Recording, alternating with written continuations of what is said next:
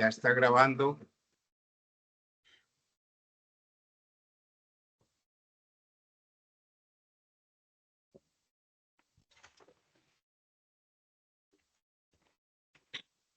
Muchísimas gracias entonces a todos ustedes por la participación en esta nueva reunión de la tertulia ética civil empresarial, que tiene como objeto el que analicemos a fondo, busquemos una situación que nos haga tomar alguna decisión personal y grupal frente a lo que está sucediendo en el país en este momento.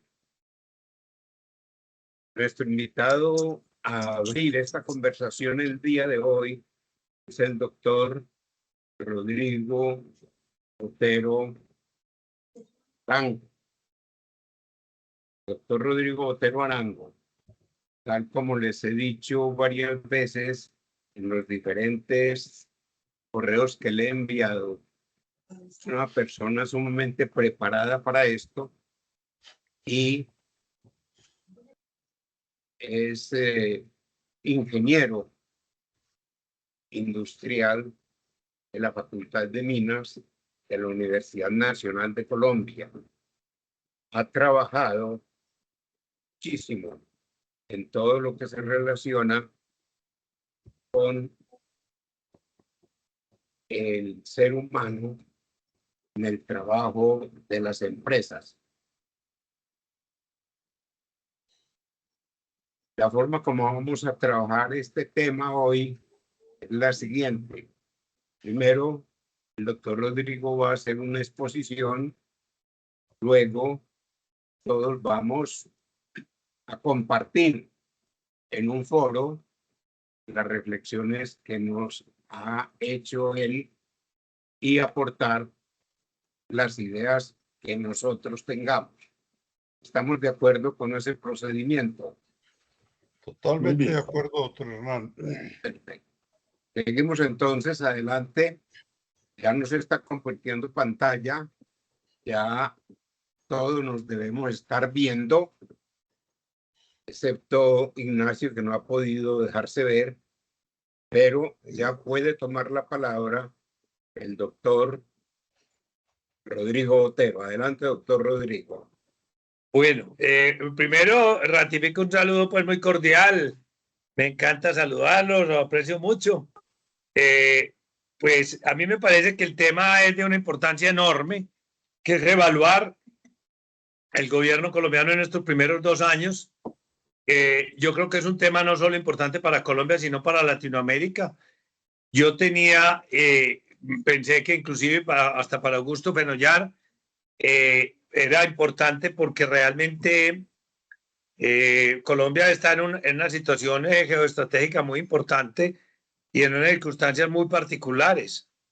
Y también en México, con nuestro amigo Jorge Moreno, porque pues son situaciones de alguna manera relacionadas.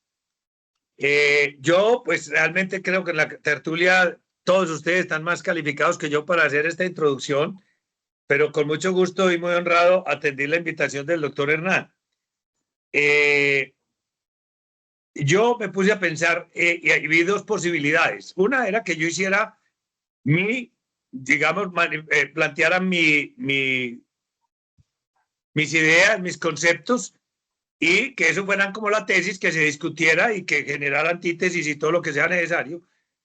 Pero opté por otra idea más bien, y es simplemente plantear qué se espera de un dirigente, empezando por el diccionario, después mirando la Constitución Política de Colombia, después analizando las necesidades de una comunidad, de nuestra comunidad colombiana en particular, luego hablar desde el punto de vista de la ética, qué se espera de un dirigente desde el punto de vista de la ética, porque finalmente es la esencia de nuestra tertulia, y finalmente pues no creo que valga la pena, no me parece importante, pero podría ser que alguien lo considere desde las promesas del presidente cuando fue candidato.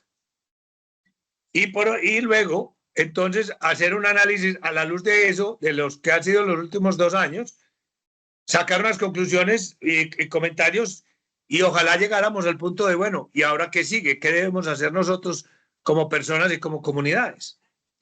Si les parece bien, pues eso sería lo que yo entraría a desarrollar. Perfecto, doctor, adelante. Muy bien.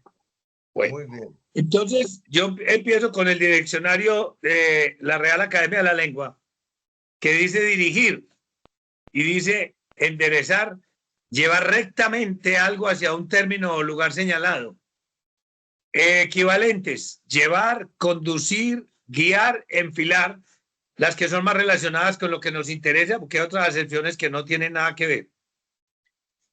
Dice también, otra acepción dice que es que es equivalente a guiar, mostrando o dando las señas del camino, ¿cierto? Y por otro lado, guiar dice que es ir delante mostrando el camino, ¿correcto? Bueno, entonces, ¿qué espera uno de un dirigente? ¿Cierto? ¿Qué espera de uno de un dirigente? Que muestre el camino, por supuesto, de un norte, de un futuro deseado por la comunidad y indique cómo vamos a ir hacia allá. Pero me puse a revisar la Constitución Política de Colombia. Realmente hay muchos artículos, pues muchos artículos aplicables. Voy a ver qué tan ágil podemos hacerlo. Y sin entrar en demasiado detalle, pues les recomendaría que lo miren. Dice, por ejemplo, el artículo 1, Colombia es un Estado social de derecho, organizado en forma de república unitaria, descentralizada, con autonomía de sus entidades territoriales, democrática, participativa y pluralista, fundada en el respeto de la dignidad humana, en el trabajo y la solidaridad de las personas que la integran y en la prevalencia del interés general. El país deberíamos empezar a decir, bueno, ¿cómo vamos en esos aspectos? Artículo 2. Son fines esenciales del Estado. Servir a la comunidad, promover la prosperidad general y garantizar la efectividad de los principios, derechos y deberes consagrados en la Constitución. Facilitar la participación de todos en las decisiones que los afectan y en la vida económica, política, administrativa y cultural de la nación. Defender la independencia nacional, mantener la integridad territorial y asegurar la convivencia pacífica y la vigencia de un orden justo. Las autoridades de la República están instituidas para proteger a todas las personas residentes en Colombia, en su vida, honra, bienes, creencias y demás derechos y libertades, y para asegurar el cumplimiento de los deberes sociales del Estado y de los particulares. Artículo 3. La soberanía reside exclusivamente en el pueblo, del cual emana el poder público. El pueblo la ejerce en forma directa o por medio de sus representantes en los términos que la Constitución establece. No se preocupen que no son todos, pero va a leer hasta el 5º seguido. Artículo 4. La Constitución es norma de normas. En todo caso de incompatibilidad entre la Constitución y la ley u otra norma jurídica, se aplicarán las disposiciones constitucionales. Es deber de los nacionales y de los extranjeros en Colombia acatar la Constitución y las leyes y respetar y obedecer a las autoridades. Artículo 5. El Estado reconoce, sin discriminación alguna, la primacía de los derechos inalienables de la persona y ampara a la familia como institución básica de la sociedad. Lo resalto. Artículo 13. Todas las personas nacen libres e iguales ante la ley. Recibirán la misma protección y trato de las autoridades y gozarán de los mismos derechos, libertades y oportunidades sin ninguna discriminación por razones de sexo, raza, origen nacional o familiar, lengua, religión, opinión política o filosófica. El Estado promoverá las condiciones para que la igualdad sea real y efectiva y adoptará medidas en favor de grupos discriminados o marginados. Artículo 15. Todas las personas tienen derecho a su intimidad personal y familiar y a su buen nombre, y el Estado debe respetarlos y hacerlos respetar. De igual modo, tienen derecho a conocer, actualizar y rectificar las informaciones que se hayan recogido sobre ellas en los bancos de datos y en archivos de entidades públicas y privadas. Artículo 20. Se garantiza a toda persona la libertad de expresar y difundir su pensamiento y opiniones, la de informar y recibir información veraz e imparcial, y la de fundar medios masivos de comunicación. Los medios de comunicación, son libres y tienen responsabilidad social. Se garantiza el derecho a la rectificación en condiciones de equidad.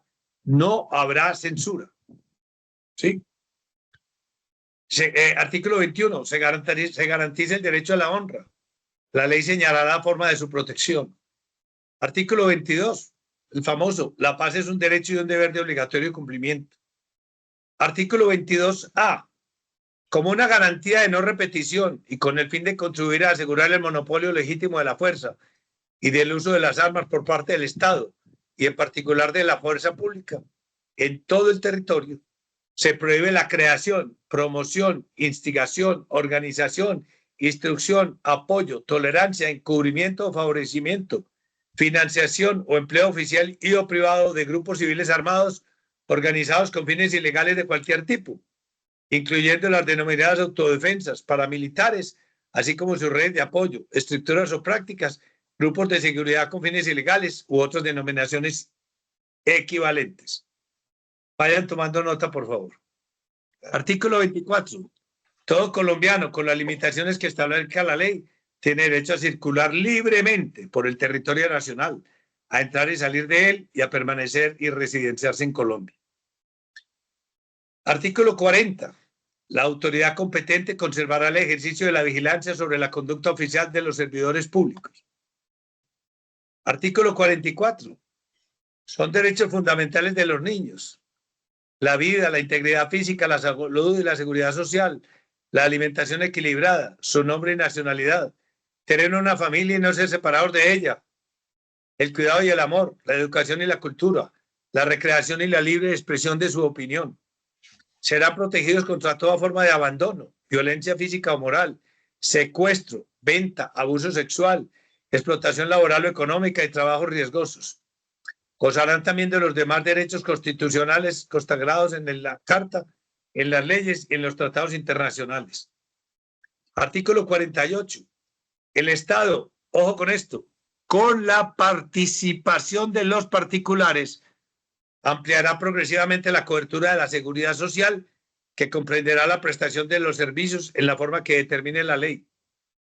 Luego dice, la seguridad social podrá ser prestada por entidades públicas o privadas.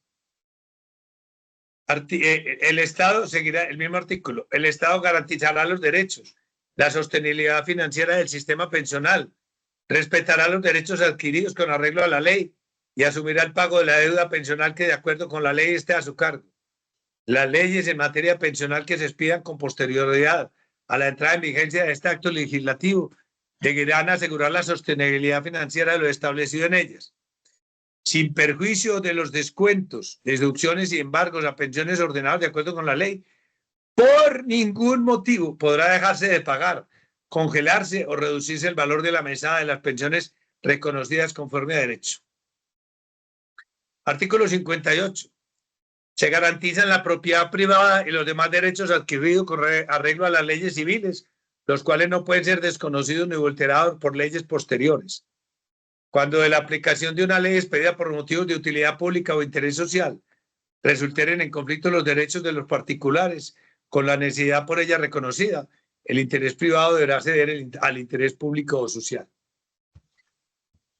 Artículo 69. Se garantiza la autonomía universitaria, doctor Jorge León. Las universidades podrán darse sus directivas y regirse por sus propios estatutos de acuerdo con la ley. Artículo 73. La actividad periodística gozará de protección para garantizar su libertad e independencia profesional.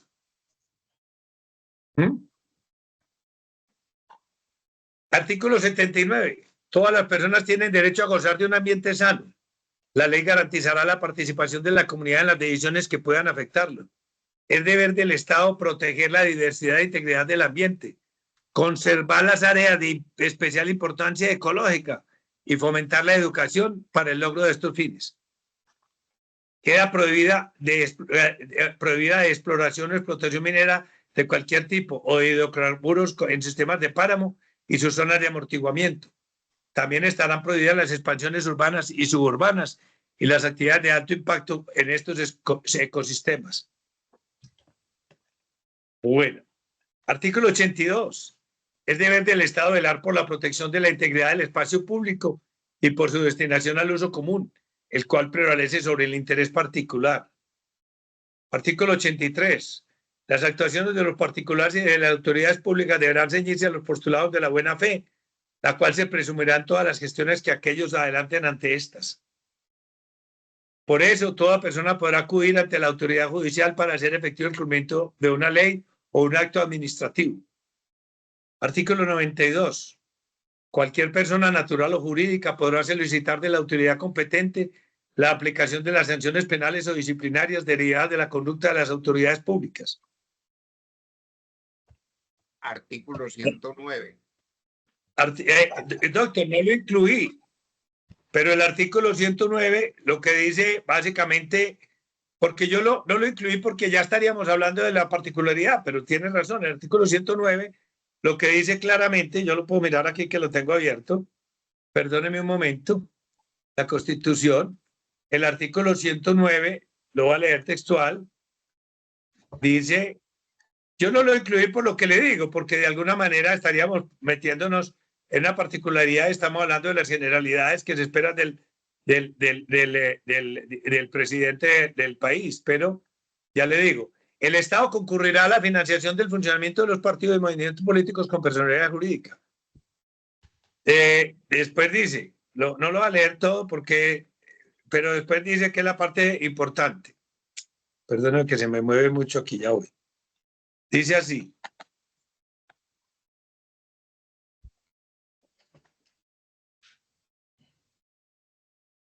La transgresión de los parámetros establecidos por la Constitución y la ley para la financiación de campañas políticas será causal de sanción a los partidos y movimientos políticos conforme a la ley. Los partidos, movimientos y grupos significativos de ciudadanos deberán rendir públicamente cuentas sobre el volumen, origen, destino de sus ingresos y gastos. Los candidatos que participen en los diferentes comicios deberán rendir cuentas sobre el uso de los recursos asignados por parte de la organización política que los avaló. Es prohibido a los partidos, movimientos políticos, grupos significativos de ciudadanos y consejos comunitarios recibir financiación para campañas electorales de personas naturales o jurídicas extranjeras. Tampoco podrán recibir ingreso de dinero en efectivo los partidos o campañas electorales. Bueno, y después más adelante dice que se pierde la investidura, pero más adelante no, más atrás en realidad.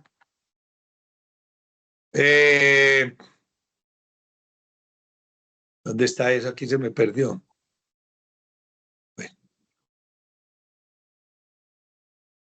Bueno, pero si me permite, sigo con mi presentación, porque vamos al artículo 115.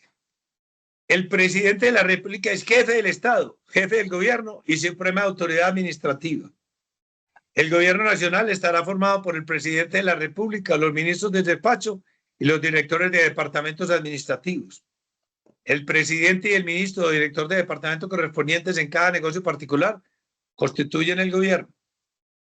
Ningún acto del presidente, excepto el de nombramiento y remoción de ministros y directores de departamentos administrativos y aquellos pedidos de su localidad jefe del Estado y de suprema autoridad administrativa, tendrá valor ni fuerza alguna mientras no sea suscrito y comunicado por el ministro del ramo respectivo o por el director del departamento correspondiente, quienes por el mismo hecho se hacen responsables. Muy importante, artículo 117. El Ministerio Público y la Contraloría General de la República son órganos de control. Artículo 218. El Ministerio Público será ejercido por el Procurador General de la Nación, por el Defensor del Pueblo, por los procuradores delegados y los agentes del Ministerio Público ante las autoridades jurisdiccionales, por los personeros municipales y por los demás funcionarios que determina la ley.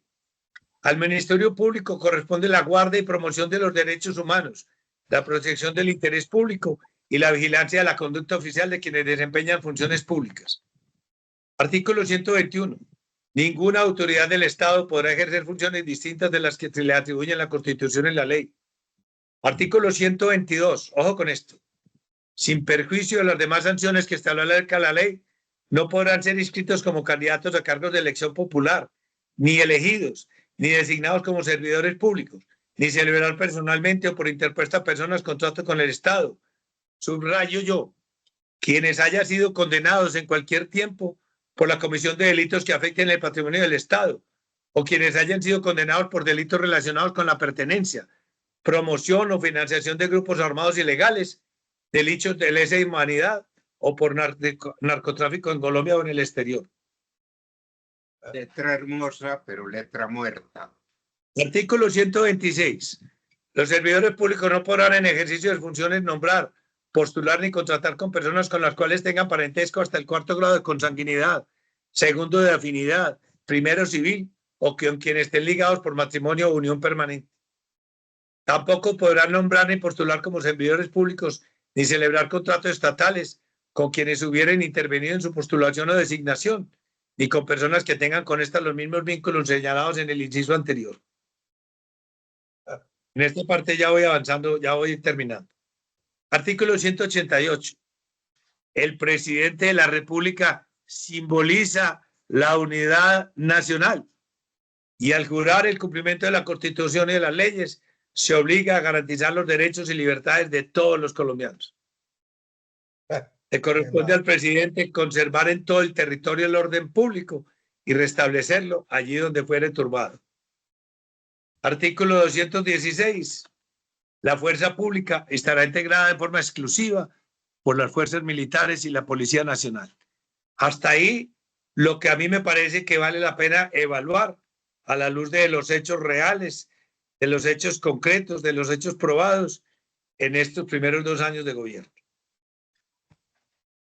Ahora, ¿cuáles son las necesidades primarias? Y me gustaría ahí que sí me dijeran todos ustedes cuáles son las principales necesidades, que las encuestas lo dicen, pero cuáles son las necesidades que cada uno de ustedes piensa que son más importantes y por lo tanto a las que más debería apuntar el presidente de la República. Rodrigo, yo creo que la primera, seguridad. Doctor Jorge León, estamos totalmente de acuerdo. Yo he llegado a la conclusión de que ¿qué le sirve a usted tener todo si no tiene salud? ¿Sí o no? Sí. ¿Y de qué le sirve a usted tener todo si no tiene seguridad? Si usted no se puede movilizar, si le da temor salir, si lo pueden matar por robarle el celular, si lo pueden secuestrar en cualquier momento, si sus hijos corren el mismo peligro. Es decir, yo creo que uno tiene que entender que las demás cosas son importantes, pero sin seguridad no hay base. Es mi opinión. Sí, Rodrigo, inclusive tenemos un eslogan ahora muy popular que es el tema de la paz, y la paz y seguridad es como uno tener lo que quiera sin vida. Claro. ¿Sí o no? Sí, sí. Pero me gustaría oír al doctor Hernán y al doctor Ignacio al respecto. Sí, yo indudablemente creo que prioritariamente la paz. Pero la paz no se consigue solamente con las armas. La paz se consigue con el uso de un lenguaje no provocativo de odio, con un lenguaje no provocativo de enfrentamientos desde la primera magistratura de este país. Pero yo digo otra cosa y me gustaría oír al doctor Ignacio, y es que creo que era Mahatma Gandhi, no estoy seguro, que decía que la paz no es la ausencia del conflicto, sino la presencia de la justicia, ¿cierto? Sí, es que realmente sí, doctor Ignacio. No existe la paz si no hay justicia, porque estamos viendo el caso de nosotros que por dar un decreto en un papel exonerando de una historia criminal, ya el hombre quedó libre y su pensamiento cambió. Mi padre me decía un refrán que dice que vaca ladrona no olvida portillo. Sí, claro. Realmente la educación de uno en los primeros años queda marcada para toda la vida. En realidad, yo creo que la paz se deriva desde la seguridad. O sea que hay dos aspectos que debemos tratar, la seguridad y la salud. Mi señora está con ciertas dolencias y tiene manera de vivir holgadamente porque tiene una familia que le dejó una estabilidad. Y ella me dice, ¿para qué tengo yo esa plata? Puedo viajar, puedo salir allá, puedo tener fincas, pero no tengo salud, no me estoy parando. Entonces, ¿para qué eso? Si no tengo salud. Y va a ir a la salud y le dan una cita para 2 meses. O no le está llegando una droga que porque es cara. Entonces uno dice, esas dos cosas, seguridad y salud, es lo que hace la base de la persona. Ya el conocimiento de la estudiar y todo, ya es voluntad lateral. Pero lo principal para uno avanzar es con salud y la seguridad.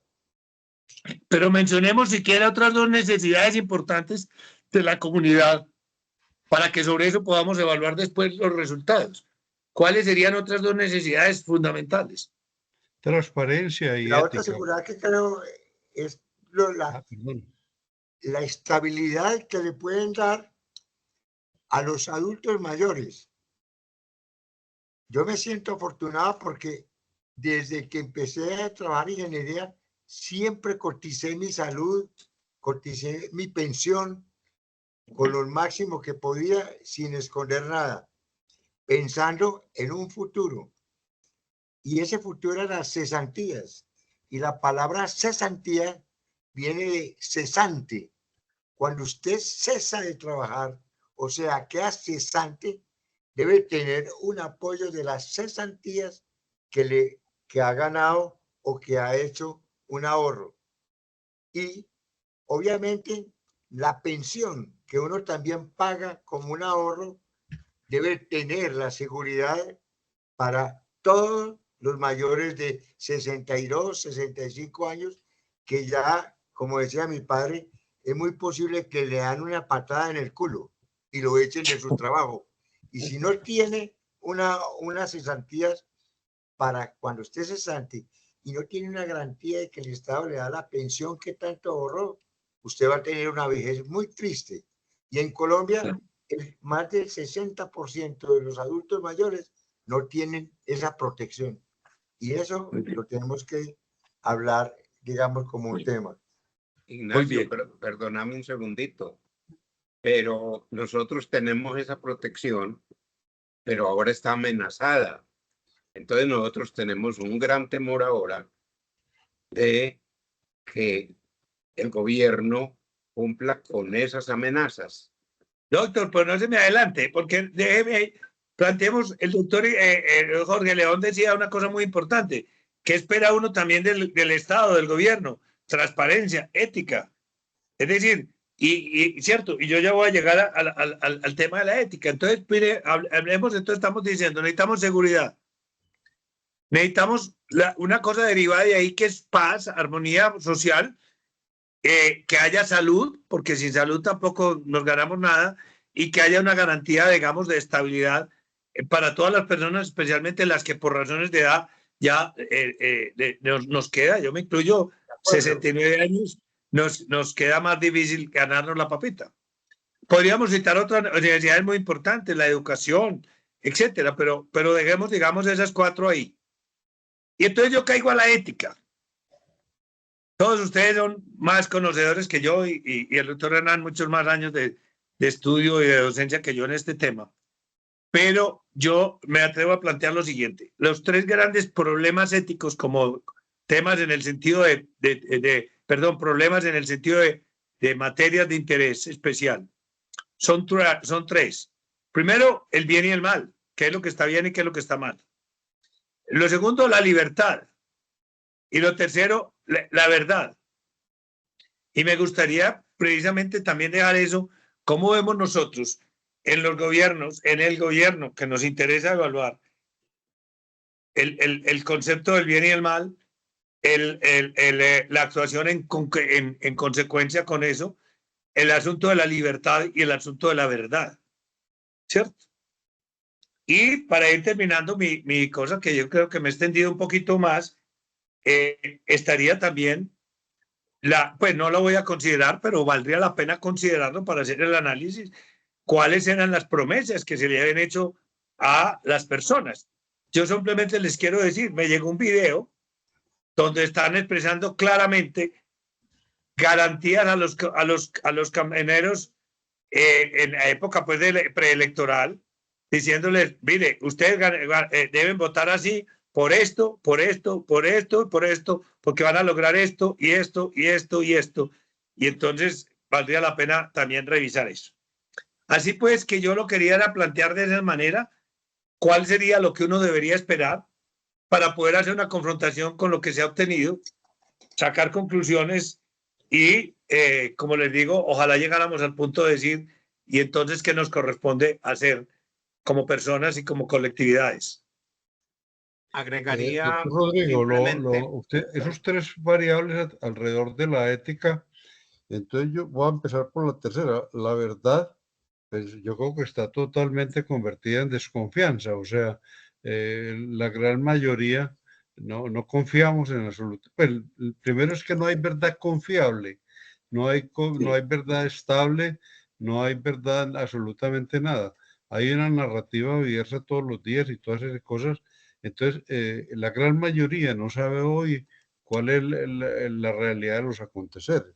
La segunda es la libertad. Yo considero que la libertad en este momento está reprimida. Yo diría que hay ya una creación muy complicada en Colombia de territorios bajo el poder político, el Cesar, la Guajira, abajo Cauca, Nariño, Putumayo, el Amazonas y todas esas cosas.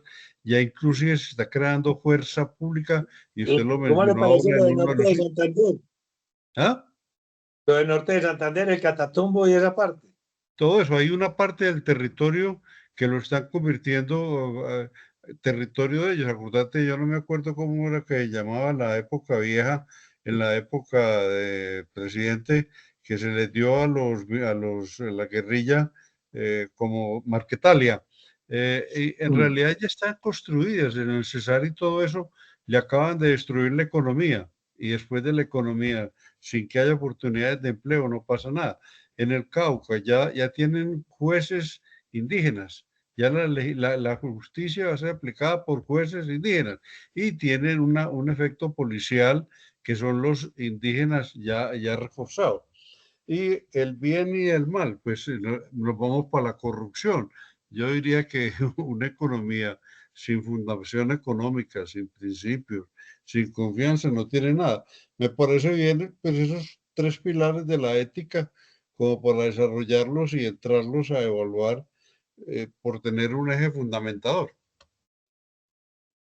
Muy bien, muchas gracias. Pues sí, eso era pues la introducción, doctor Hernán, y yo creo que sobre eso pues podemos entonces entrar a revisar cómo están las cosas, ¿no? sí, yo entraría a ampliar esos tres puntos de la ética que mencionaste y hablaría no solamente de la verdad, de la justicia. La otra que hablaste fue ¿cuál? No, en la libertad La y el bien bien y el mal, El bien, el mal, la libertad y la la verdad. verdad. la verdad. Muy bien. Yo estaría agregando la responsabilidad, la transparencia, la justicia,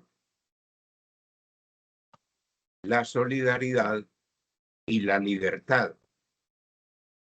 Yo creo que esos son los mínimos éticos que cualquier persona o cualquier organización debe contemplar dentro de sus códigos de ética profesionales, organizacionales o individuales.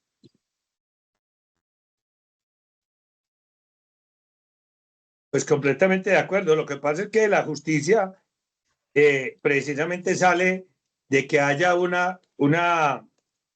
como dijera yo, no sé si me salía la palabra, pero tal vez no es precisa, como un acuerdo de qué es lo que está bien y lo que está mal, y que entonces qué es lo que el Estado debe promover y qué es lo que el Estado en todas sus ramas debe reprochar y debe repeler, ¿cierto? Entonces, pues, lo digo, si las cosas están bien, se aplaude, se aprueba, se promueve, pero si la cosa está mal, se combate. Y el problema que nosotros tenemos ahora es que pareciera que todo está a la inversa, ¿no? Por ejemplo, doctor Rodrigo, en el bien y el mal, hay una cosa que es importante analizarla. El gobierno, a través de todos estos acuerdos, protocolos, diálogos que tiene con la guerrilla y con cualquier grupo delictivo en Colombia de cualquier índole, porque no hay ningún respeto, él está ahí y entonces los está llevando a un gran acuerdo y a un perdón total. O sea, lo que tú y yo y todos los otros creíamos como que era el mal, lo vamos a tener que replantear porque son ciudadanos nuevos que nacen con todos los derechos y toda la limpieza a un nuevo gobernanza, a un nuevo periodo. Eso es muy grave porque estamos matriculando. Colombia ha sido un país de los delitos que quieras y estamos buscando. Ya se habla en forma muy firme que se va a construir muy rápidamente un perdón total. Contraviniendo absolutamente el texto de la Constitución, que se supone que es la norma de normas. Correcto. Yo tengo un aporte sobre el segundo punto de la ética, que es del bien y del mal, es la conciencia. En el fondo, el bien y el mal está manejado por la conciencia de cada uno. Y esa conciencia se ha formado a través de la educación de niños y la educación de las escuelas y la educación del medio ambiente que lo lleva. Y es muy peligroso que esa conciencia se esté maleando por el nuevo comportamiento mundial, que es el dinero conseguido con muy poco trabajo. Si eso lo llevamos al nivel del Congreso, del Senado y del gobierno, es peligroso que con el dinero se estén comprando conciencias para jugar con el bien o el mal. O sea que si a mí me protege un voto negativo o positivo y me lo están haciendo cambiar y modificar la conciencia y venderse al diablo, como decían los abuelos, por dinero, es peligrosísimo en una democracia, porque cuando se va a tomar como democracia un voto dentro de una corporación, es posible que esos contribuyentes estén comprados y son capaces de hacer el mal a pesar de que tengan otro modo de pensar por el dinero.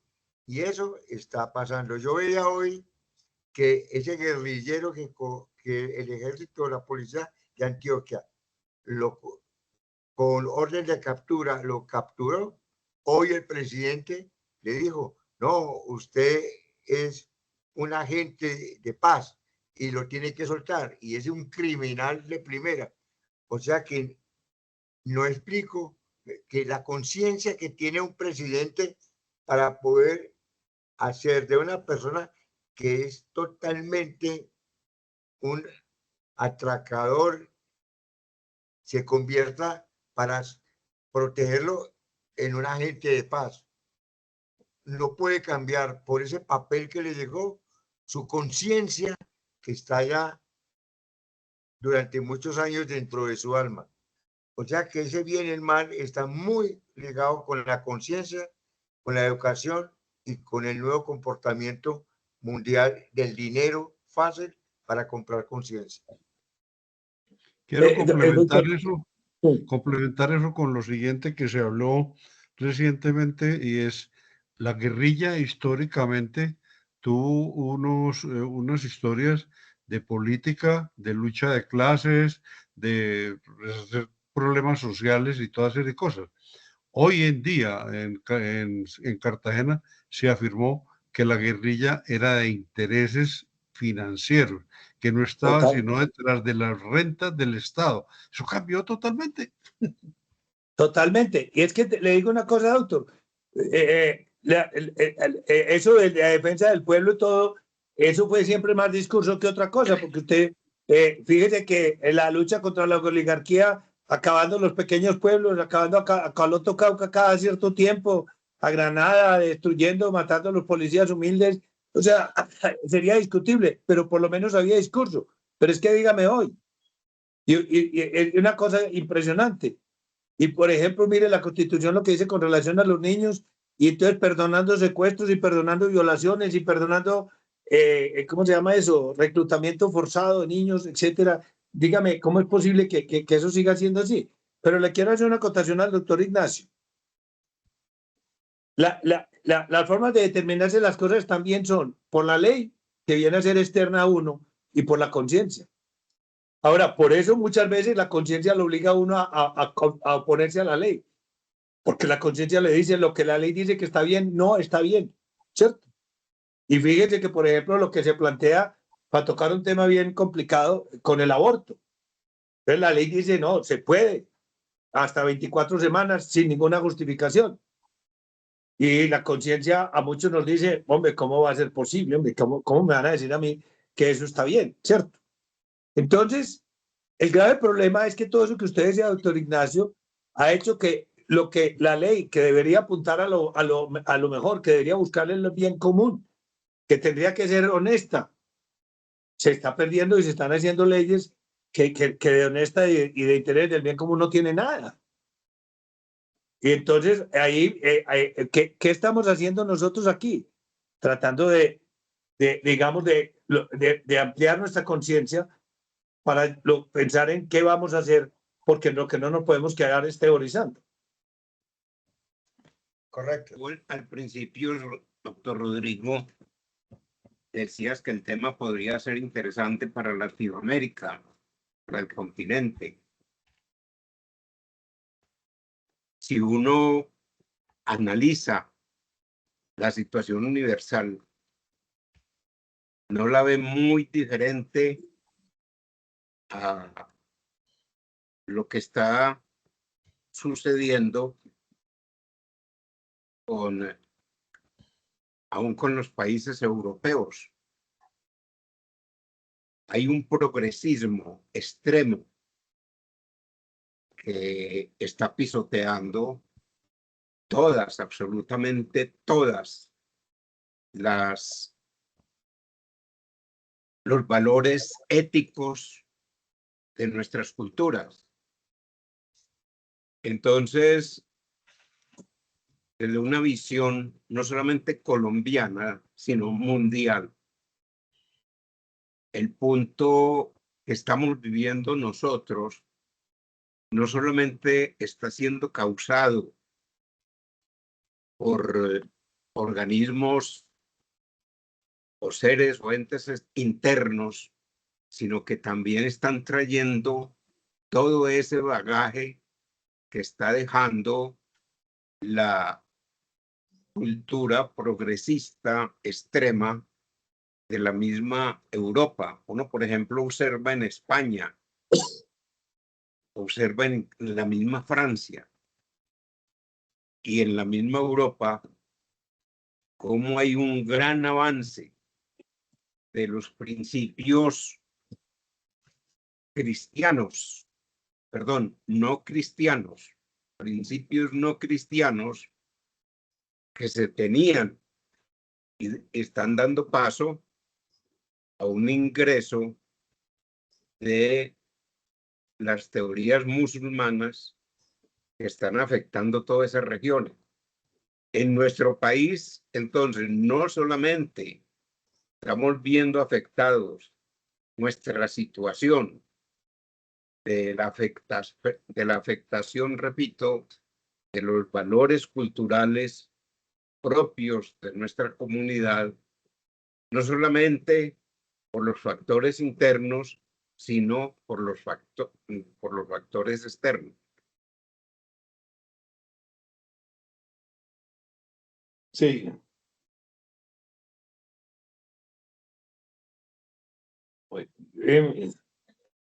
Bueno, en todo caso, entonces, ¿cuál sería el balance pues, de este gobierno en estos 2 años?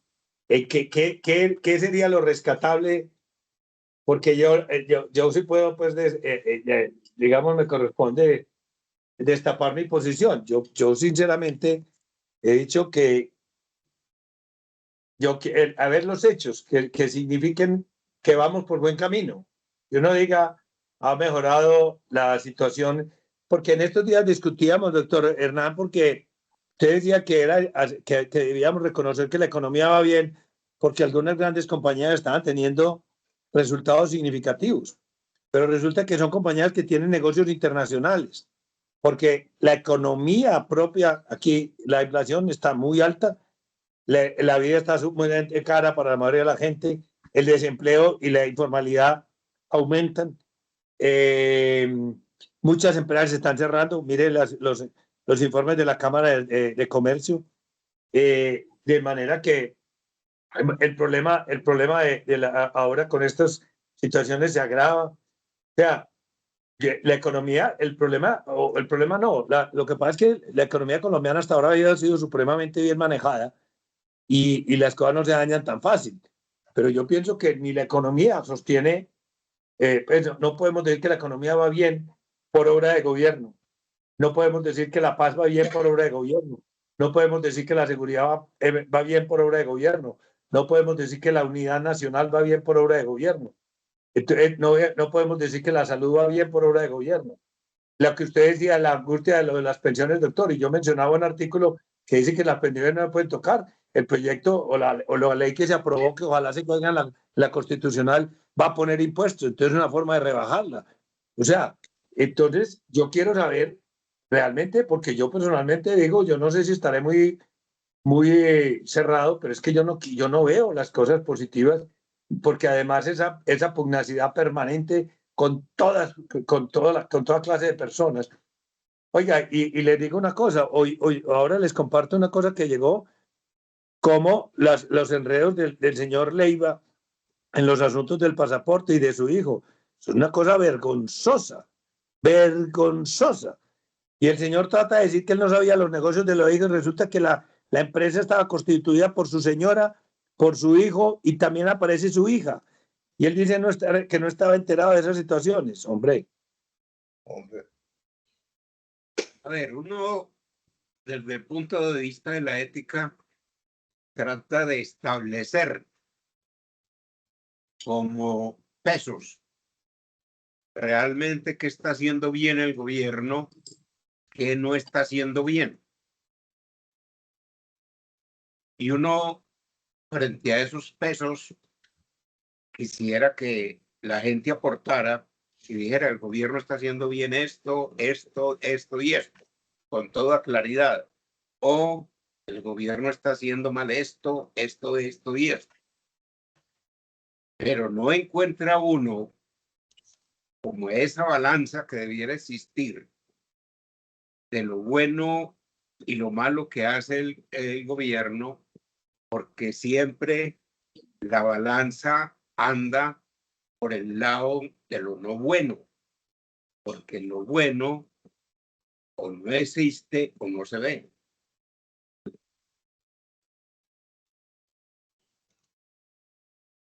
Lóricos, salió.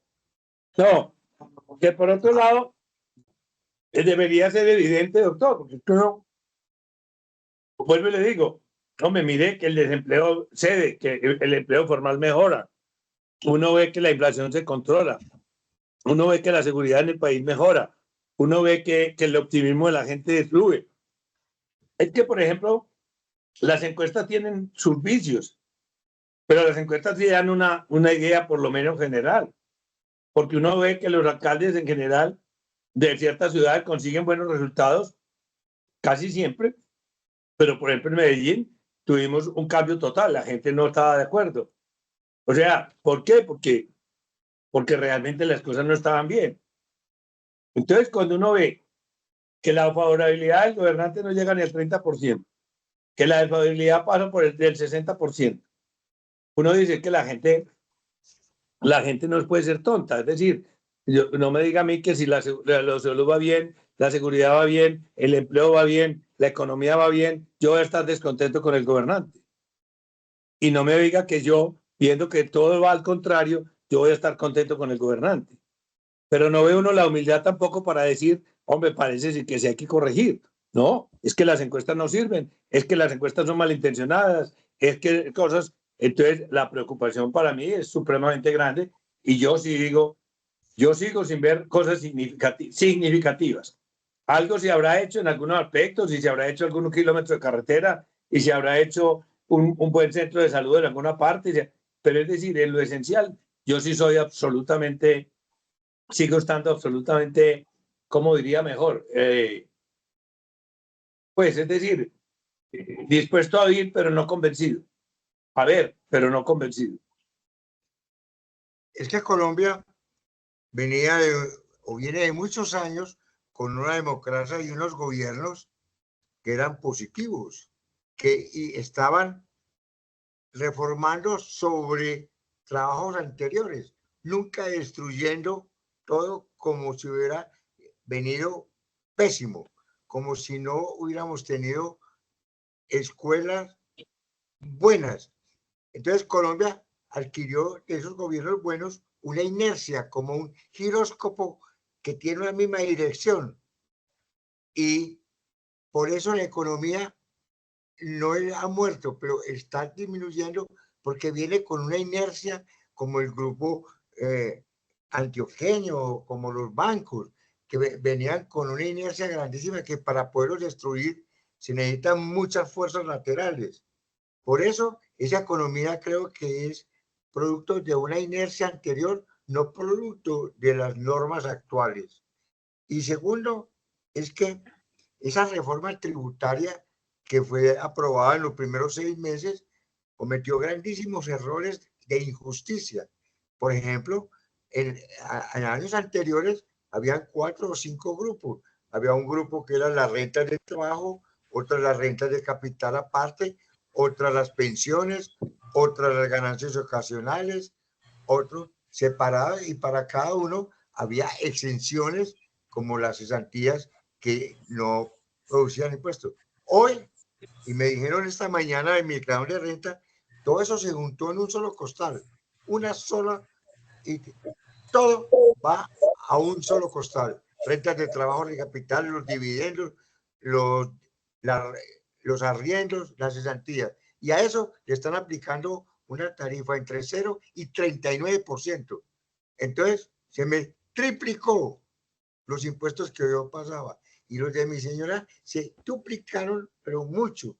Entonces uno dice, esas reformas que quisieron mejorar, antes perjudicaron a la clase media. O sea que hay una culpabilidad también de las personas en el Senado y Cámara que aprueban eso sin tener una conciencia o un estudio propio de lo que están aprobando. Eso en mi caso particular. Y cuando tú leías todas es la Constitución, por mi mente pasó de que la mayoría de esos se están cometiendo errores, muchos, que no debemos hacer tal cosa, pues se está haciendo. O sea que eso, los senadores no han leído la Constitución. Ellos llegaron a por votos, pero no han tenido el valor de leerlo, estudiarlo y hacer conciencia de lo que se comprometieron. Yo le aseguro que fueron allá por votación y están haciéndole un canto a la bandera, como dicen algunos escritores. O sea que a mí me preocupa mucho que estemos por intentar un cambio, estamos destruyendo lo que por inercia veníamos relativamente bien en años anteriores.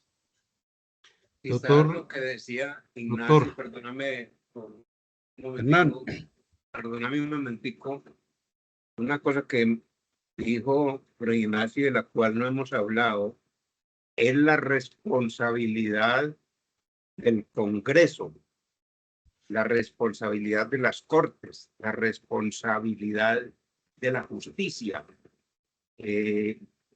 Uno ve un Congreso aún con opositores, uno ve una justicia como entregada al gobierno, como no siendo capaces de liberarse de esa presión que está ejerciendo el gobernante. Adelante, Jorge León. No, en ese mismo norte, Hernán, es el siguiente, el gran culpable de todo esto fuimos nosotros como electores, el pueblo general como electores. El segundo fue que en esa elección pues se montó este presidente, manejado o no manejado las condiciones, pero el tipo está manejando la gobernanza, el tipo está manejando todo y cada vez se adueña más. Ahora hay un gran lío que se adueña de la Procuraduría, de la terna, de la CN, que lo tiene que juzgar si uno es eso en la elección y todas esas cosas. Entonces, no tenemos Congreso, no tenemos Cámara, porque fuera de eso entramos a la economía de la corrupción. O sea, ya el poder de un senador para un quórum o para cualquier cosa es cuánto vale y lo hemos visto abiertamente y sin que pase absolutamente nada. Entonces, aproximándome a lo que pueden ser propuestas, yo diría, lo primero es cómo vamos a preparar las próximas elecciones, cuál va a ser nuestra sensibilización. Yo creo que tenemos que salir no a la plaza pública a decir, bueno, esto está mal, porque es que estamos en un pueblo de tontos, seguimos creyéndonos que la paz total es una solución para el país. Ya sabemos que no cumple con los principios de ética, ni cumple ni con la Constitución en toda su extensión y toda serie de cosas. Para mí, el primer punto afirmativo hacia el 2026 es que tenemos que sentarnos en la plaza pública a concientizar, a buscar nuevos líderes y a buscar unas elecciones que realmente nos permitan en las distintas fases volver a coger el camino. Va a ser muy difícil porque lo vamos a encontrar muy cementado. Nada es posible y podemos llegar a una guerra civil con la configuración territorial que está estableciendo este señor. Resaltaría ese punto como constructivo, afirmativo, propositivo de lo que estamos hablando. Cuando decís que debemos salir a las plazas públicas a hablar, ¿te referís a quién? Hernán, es que nosotros estamos hablando en sociedad, en familia, casi que en la clandestinidad, estamos peor que González. Todos sabemos que estamos llevados del carajo, pero estamos ahí sentados haciendo absolutamente nada. La universidad la cremaron, la conciencia en toda parte. Todos dicen, sí, esto está llevado, qué vaina, ¿cómo así? Pero no, esto hay que empezar. Nosotros que somos líderes tenemos que llegar a muchas partes. Yo pertenezco al sector minero y hoy hablamos, vamos a juntarnos todos, a hacer política, a hacer oposición, a ver qué nuevos representantes tenemos, qué nuevos políticos, hacer ver lo malo. Lo malo hoy en día es subjetivo, no es valorizado, no hay cuantificación. Ahí el diálogo de nosotros ahora es un diálogo perdido porque no tenemos que hablar. Y hace mucho rato que estamos en el diálogo del chismeo. Sí. Unido a eso está la actitud de los empresarios. A mí la actitud de los empresarios me ha parecido absolutamente floja frente a esta situación del gobierno. Los empresarios tienen mucho que perder con este gobierno. Los empresarios tienen una gran amenaza y sin embargo, quizás en la reunión de hoy o mañana que se tiene de la ANDI, quizás se pronuncien seriamente con relación a la forma como el presidente de la República está manejando la situación empresarial.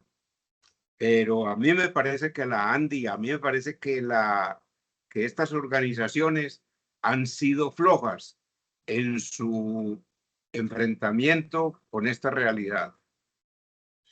La banca en lo que acaba de negociar con el gobierno, en mi opinión, le tiraron un neumático y lo cogió, pero realmente se metió en un lío que no va a tener cómo. ¿Por qué?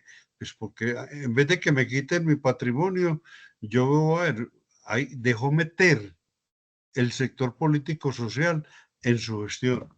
Sí, señor. Estamos totalmente de acuerdo.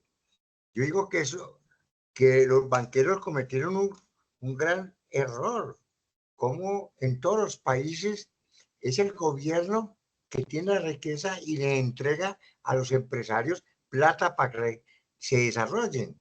En todos los países del mundo, el gobierno hacia las empresas. Y aquí es la empresa entregándole a un gobierno que días anteriores dijo que estaba quebrado, que no tenía nada, y se ingenió la idea de hacer inversiones forzosas. O sea, decirle a dónde va la plata. Y los empresarios se asustaron y dijeron, nosotros le entregamos los 55 billones a un interés que ese interés nunca lo van a recibir, ni van a recibir patrón. Para mí fue una flojera de los banqueros. No, señor, cobre a los que no pagan impuestos, que son de cerca de 80 billones. Maneje bien Ecopetrol, que es la que produce la plata y está dando cada semestre pérdidas. ¿Cómo es que en una presentación dijo el ministro de Hacienda, hemos perdido 12 billones por Ecopetrol? Por consiguiente, voy a socializar esa pérdida con un nuevo régimen tributario de 12 billones para pagar lo que perdimos en Ecopetrol. Eso es socializar las pérdidas. ¿Y cómo es que caen en ese rol todos los banqueros a dar 55 billones cuando las acciones como Ecopetrol están a 1.900 pesos? Cuando el índice de la bolsa, que fue creado hace más de 15 años con un valor de 1.000, hoy está en 1.300. O sea que 1.000 pesos hace 15 años, hoy vale 1.300 pesos. Ese es el índice que nos dan todos los días. O sea que eso es infame con los que tenemos acciones, cuando esas empresas le están prestando plata al gobierno y a nosotros los dividendos, a la clase media, los están estrechando. Tanto que los árabes se compraron una de las empresas de Nutresa y muy olímpicamente el gobierno no le puso trabas y sacaron esa empresa de Colombia y van detrás de Bancolombia y nos van a quitar toda la riqueza. Total, ahí cometieron un error. Esos 55 billones era para que las empresas particulares trabajaran, no para que trabaje el gobierno. Como que el particular entregándole al gobierno. Eso es infame. A mí, cuando supe eso, tuve una gran desilusión de los banqueros. Doctor Botero, Digo todo con lo energía porque enunciado sufrí suyo mucho. constitucional es válido. Si uno fuera a hacer un chequeo y un correctivo de esos, todo es válido hoy en día en el contexto colombiano, social, empresarial, legislativo y todas esas cosas. Entonces, la primera conclusión es un Estado que no está cumpliendo la Constitución, ¿cierto? Entonces, sería totalmente ilegal y en muchos casos, pues, hombre, tendríamos que hablar de procesos judiciales y de todas esas cosas. Pero le está importando un bledo. Le está importando un Sí, bledo no cumplirlo. yo tengo la ilusión de que la Corte Constitucional esté demorada, pero actúe, porque la verdad es que en algunas cosas pareciera que no existe y los ciudadanos a veces, ignorando un poquito cómo es el tejemaneje, quisiéramos que fueran a veces más ágiles. Pero lo importante es que, como dice el dicho, que la justicia, aunque se acoge, pero llegue. Porque la verdad es que hay una cantidad de cosas. Yo le pregunto a usted, claro que a eso sí es un asunto que viene más de atrás que de este gobierno.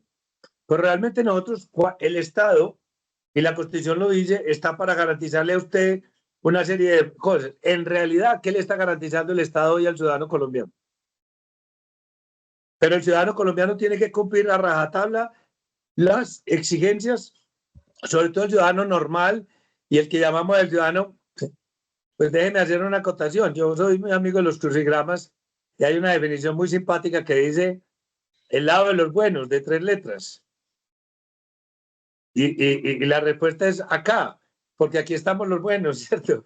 Entonces yo digo, pero los ciudadanos que más o menos cumplimos, es decir, que no hacemos las cosas mal y que además tratamos de hacer las cosas bien, que pagamos impuestos debidamente, que no ocultamos las cosas, que no pues, hacemos pues cosas muy mal hechas. Realmente, ¿qué garantía tenemos? ¿Qué garantía tenemos? Es decir, si usted, mire, yo le cuento una cosa, hace 6 o 7 años iba a hacer la primera reforma en mi vida de una de mis viviendas en el apartamento, una cocina, reformar la cocina. Y un arquitecto bogotano me robó miserablemente y me perjudicó gravemente. Y me robó, pero 5 millones de pesos. Es decir, sus propios mensajes de WhatsApp lo hundían. Mi hija es abogada y mi yerno es abogado. Y me dicen, no hay nada que hacer, papá, 5 millones de pesos no va para ninguna denuncia, no se puede, no se la atienden. No hay nada que hacer. Y le cuento una cosa, Y un día en el centro me subió a un taxi. Y yo ni sé por qué, resulté contándole la historia al taxista. Y el taxista me dijo, yo le soluciono eso, deme los datos del señor y yo le garantizo su plata. Y yo inicialmente pensé que era un chiste. Y el tipo me dijo, yo no estoy haciendo charlas. Si usted me da los datos de ese señor, yo le garantizo su plata. Y yo pensaba, un país donde los jueces no me pueden ayudar y un taxista así, ¿qué futuro tiene? ¿Cierto? Sí te ayudó. No, por supuesto, yo que me voy a meter en eso, ni riesgos. Pero es decir, lo que quiero decirle es que realmente sí tenemos un problema de que el Estado hoy no le garantiza nada, pero le exige todo. Vaya, usted, yo estoy esperando que la DIAN me devuelva un excedente de hace 2 años y no he logrado. Y demórese usted, pero si me demoro un día para pasar la declaración de renta, me ponen una multa impagaritablemente. Entonces es un desbalance en contra del ciudadano que es increíble, pero eso sí no es atribuible a este gobierno. Yo diría que agravado, pero no es atribuible a este gobierno. Doctor, yo le retomo su cosa de confianza en la Corte Suprema de Justicia, ¿cierto? Bueno, En la esa constitucional, confianza, ¿ah? en la constitucional, en la suprema, no sé. Bueno, ya llevan 2 años de gobierno. Cualquier fallo de la Corte Suprema de Justicia ya no ocurrió en 2 años y puede que en el escenario más favorable, prendiéndole velas a la Virgen, a todo mundo, haya fallos en el 3.er o en el 4.º año. Ya el país está acabado. Entonces, ¿qué vamos a hacer hoy? Reforzar la Corte Institucional, buscar cómo hacemos. O sea, espero que me entienda. La narrativa histórica es muy importante. Hoy el gran cuestionamiento, y es muy difícil de que lo acometamos, es qué vamos a hacer ahora, mañana por la mañana, en los próximos 3 o 4 meses, para que esto no siga ocurriendo. El resto es que caigamos en una narrativa pendeja.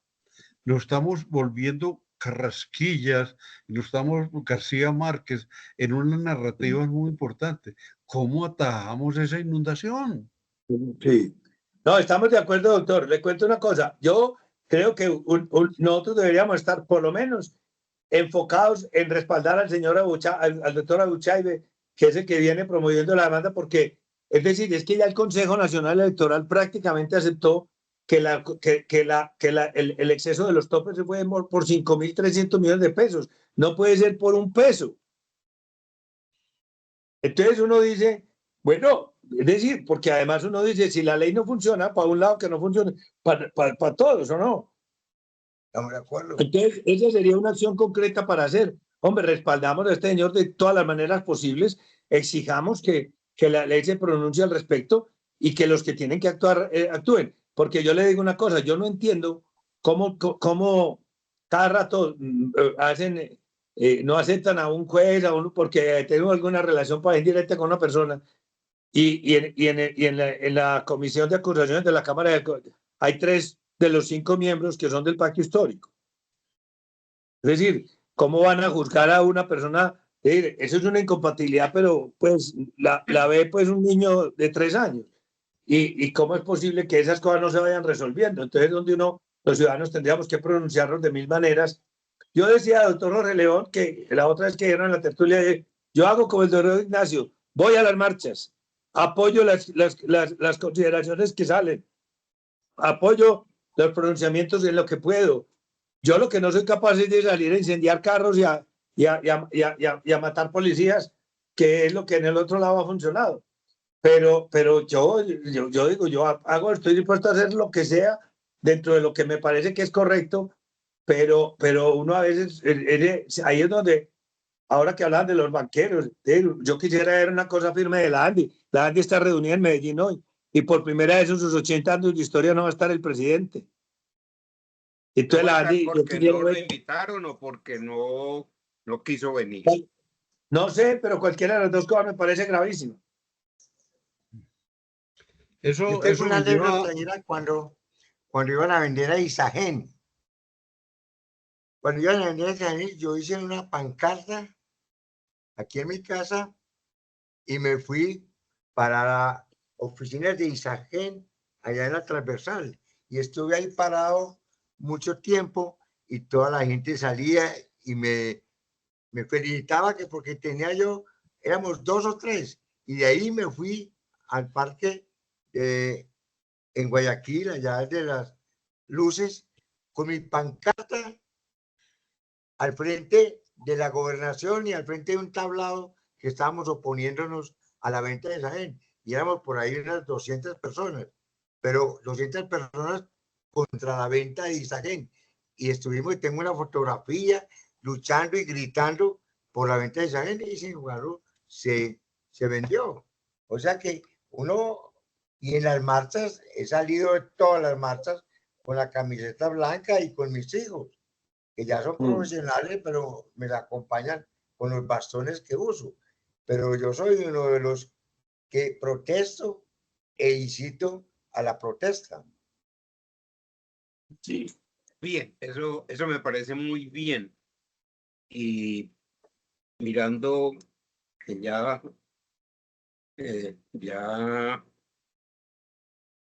se ha hablado de respaldar al doctor Abuchalbe como un acto importante, ¿qué otras acciones podemos emprender nosotros? Es que, a ver, tenemos algunos instrumentos en nuestras manos y lo usamos como para crear esas conciencias. Pero ¿qué más podemos hacer? Uno ve a personajes como de tanta importancia en el Congreso luchando y que tampoco son capaces de hacer nada. Entonces me queda a mí como el sabor amargo de que lo que uno hace no está teniendo ninguna repercusión, absolutamente ninguna repercusión en el cambio que necesita este país, sobre todo con este gobierno del cambio. Uno sí podría, autor, por ejemplo, hacer pronunciamientos. La misma tertulia podría hacer pronunciamientos y es decir, y sumarse a cualquier causa positiva que vea, pero realmente, aunque en estos días decía que el asunto no es de líderes, sino de pueblo, realmente sí necesitamos figuras representativas. Y uno esperaría que los líderes de las organizaciones grandes, yo le voy a decir una cosa. La otra vez estaban criticando al alcalde de Medellín y al gobernador de Antioquia, que porque se enfrentaban al presidente. A mí me parece que han sido valientes y que han sido afortunados, porque han sido respetuosos pero muy firmes. Y yo creo que hay que ser de esa manera, respetuosos pero firmes. Y entonces yo creo que hay que apoyar a ese tipo de personajes y buscar que otros asuman la responsabilidad que tienen o se quiten, porque es que verdaderamente a uno le da tristeza que el Consejo Nacional Gremial se ha vuelto una cosa amorfa y poco suena. Pero, por ejemplo, también el doctor Jaime Alberto Cabal de Fenalco ha sido muy valiente para expresarse y para manifestar públicamente desacuerdos con muchas cosas. Pero ahí es donde falta que otros se sumen para que haya una masa crítica mayor. Correcto, les voy a contar algo. Fue una invitación que ayer hice también. Yo pertenezco a una organización que se llama Centro de Pensamiento de la Sociedad Antioqueña de Ingenieros. Ayer tuvimos la reunión de las 9 hasta la 1 de la tarde en el Club Unión y fue invitado Eugenio Prieto, que es el secretario de Planeación Departamental, y también fue Catalina Ochoa, que es la directora del departamento de planeación del municipio. Y estuvimos hablando por la parte positiva, muy poco de la parte negativa, pero hablamos de la parte positiva, que a pesar de toda esta nubarrón negro, el Centro de Pensamiento y la Sociedad Antioqueña de Ingenieros, con estas organizaciones, tenemos que seguir para adelante, demostrarle al gobierno y a la gente que hay también un grupo de ingenieros y una asociación como la SAI que está pensando en las obras departamentales, en los ferrocarriles para Urabá, un ferrocarril para Upica y para el Pacífico, y muchas otras obras como la circunvalar occidental y la circunvalar oriental. El tema de valorización, que tenemos que seguir a pesar de todas las dificultades, tenemos que tener otra fortaleza y fe hacia adelante para no parar tampoco nosotros, sino seguir con nuestras obligaciones, que es de la dirección, como lo que decíamos, dirigir es mostrar una ruta, mostrar el norte de algo. Entonces nosotros tenemos como dirigentes mostrar todavía el norte para Antioquia, seguir luchando por Urabá, la riqueza que hay, los puertos de Picicí, los puertos de Turbo, los de Niconclí.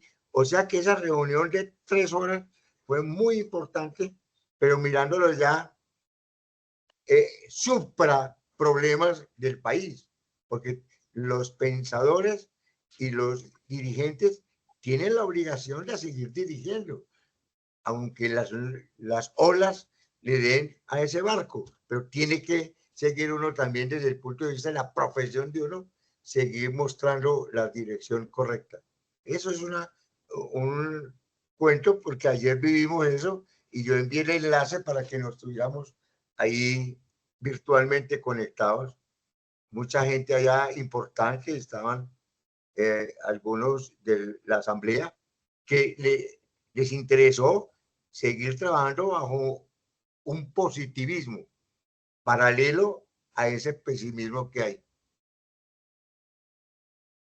Cuento eso como porque ese centro de pensamiento somos personas que fuimos educadas dentro de la sociedad antioqueña y dentro de la sociedad de ingenieros, que hemos promovido obras, y entre ellos la invitación que se hizo a través de Álvaro Uribe Vélez, la invitación a Petro para que visitara Antioquia desde el punto de vista técnico. Lo iban a llevar a Hidroituango y lo íbamos a llevar al túnel, que fue particular, el túnel La Oriente. Eso es un ente particular o privado, no el gobierno. Y él dice que eso fue plata del gobierno. Entonces hay que invitarlo a que conozca la verdad, que es una de las cosas que vimos ahora. Porque si él no conoce la verdad, miente, como ha venido mintiendo en muchas cosas. Y también este presidente tiene todo en contra de su ideología hace 20 años. Él estuvo en la constituyente del 92 y peleó muchas cosas que hoy la está aceptando, contrario a lo que decía en ese entonces. Y eso me parece muy peligroso, porque cambiar su conciencia a un presidente es horrible. Es un aporte que quería hacer, como que todo no es malo, sino que estamos luchando dentro de nuestra profesión para que esto no se pare.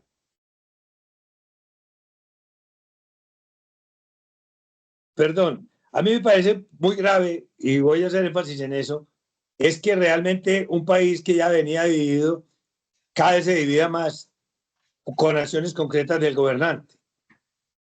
Es que yo no me explico que llegue un gerente a una organización, un decano en la facultad, con el ánimo de dividir a la gente, ¿qué resultados va a lograr?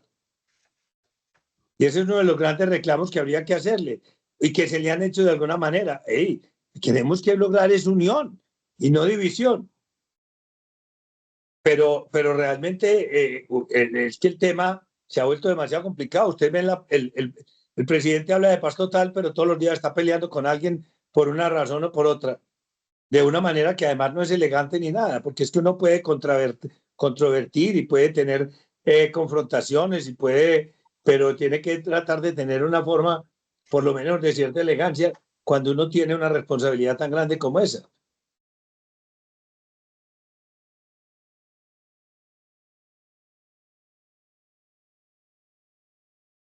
Pero bueno, yo pienso, doctor Hernán, que estamos muy cumplidos, es decir, es un poco llover sobre mojado en algunas cosas, pero actualizarnos en otras y dejar la reflexión de que tenemos que hacer algo como ciudadanos y como colectivos para tratar de que una serie de situaciones que no están marchando, pues dejen de marchar, se traten de corregir. Sí, a mí me parece que los aportes que ha hecho Jorge León han sido muy importantes. Muy bueno. Pues, ¿cómo es que vamos a llegar? Todo. ¿Cómo es que vamos a llegar a esa masa de pueblo que va a votar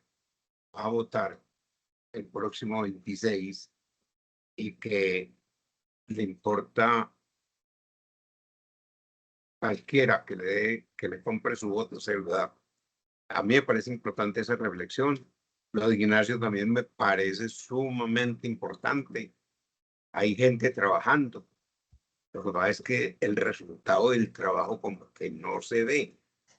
Uno oye, permanentemente está recibiendo información de que las personas están en contra de muchas cosas que el actual gobierno realiza, pero el actual gobierno las sigue realizando.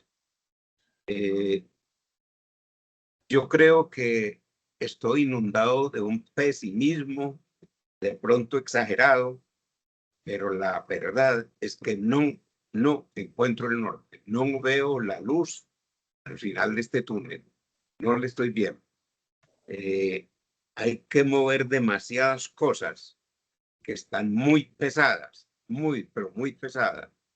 Yo creo que al gobernante lo están siguiendo todavía millones de personas que en una confrontación en las urnas van a tener mucho peso.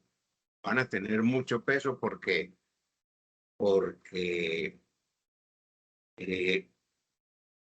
no son tan poquitos como creemos las personas que están siguiendo a Petro.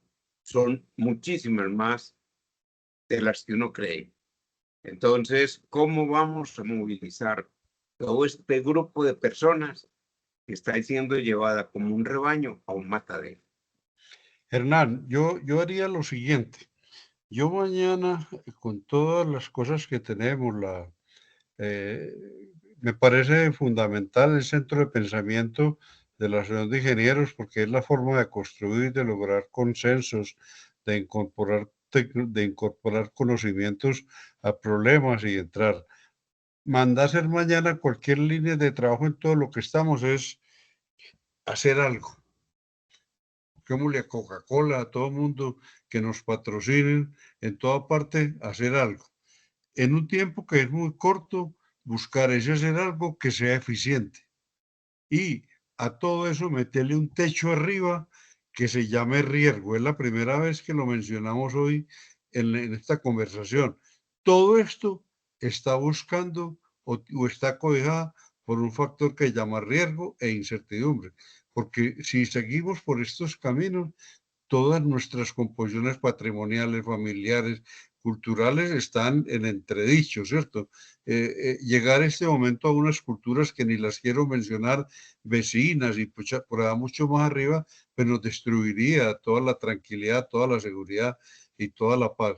Pero como sea, tenemos que buscar. ¿Ves? Fíjate que nosotros somos un grupo muy importante y muy inteligente y nos da brega encontrar cosas de cómo entrar a mejorar e intervenir eso. Vamos a tener que ser totalmente innovadores, a ver a dónde esculcamos cosas que sean efectivas y que realmente ayuden a que este proceso hay que primero interrumpirlo y segundo reconstruirlo. Ya hoy en día el proceso de reconstrucción de Colombia es costoso, complicado y de grandes sacrificios. Yo pregunto, ¿qué pasaría si se aplica en un mes el artículo 109 y que se destituya al presidente y a su vicepresidenta? ¿Cómo quedaría la reconstrucción del país bajo las condiciones actuales de toda esa gente que ha participado en el actual gobierno? Porque si el 109 se aplica, ¿qué pasaría en Colombia haciendo una suposición mental de cada uno de ustedes? Pues yo digo una cosa, para empezar uno tendría que hacer contraofensiva a las declaraciones de decir que es que eso sería un golpe de Estado, porque es que hay que insistir, no señor, hay unas reglas de juego, hay una constitución. Entonces lo que está previsto en las reglas de juego no se puede considerar un atentado contra nadie, absolutamente contra nadie. Entonces, por ejemplo, hacer campañas públicas en ese sentido y exigir, como he dicho ahora, exigir que los que tengan que resolver, resuelvan y resuelvan transparentemente y de frente a la gente. Pero al mismo tiempo está la cuestión de no tener miedo, porque es que hay también mucho miedo, hay mucha gente que dice, esto se podría calentar, y digo, pues hombre, lo que pasa es que yo no recuerdo, creo que era, a ver, siempre esa frase se la asigna a mucha gente, pero me parece que de Luther King siempre es el momento oportuno para hacer lo correcto. Es decir, uno tiene que ir, hombre, y ahí es donde el doctor Jorge León decía riesgo, donde uno tiene que calcular el riesgo razonablemente, pero saber que se arriesga ahora, si no se arriesga ahora, llega un momento en que ya no le va a servir arriesgarse, que es lo que ejemplos tenemos muy precisos. ¿Qué le pasó en Venezuela?